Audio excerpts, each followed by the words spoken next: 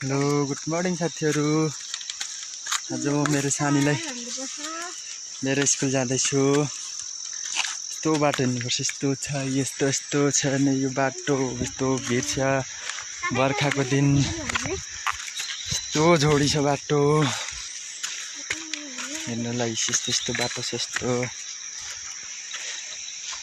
यस्तो बाटो छ, गाह्रो छ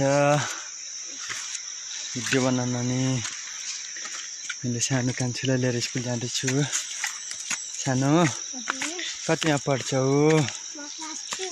3 मा पढ्छौ। कुन स्कुल पढ्छौ?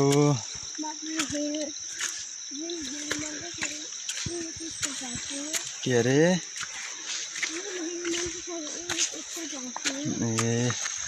यस्तो बाटो छ, यस्तो बाटो। यो भिडियोलाई लाइक, कमेन्ट, सेयर अनि सब्सक्राइब गरिदिनु होला।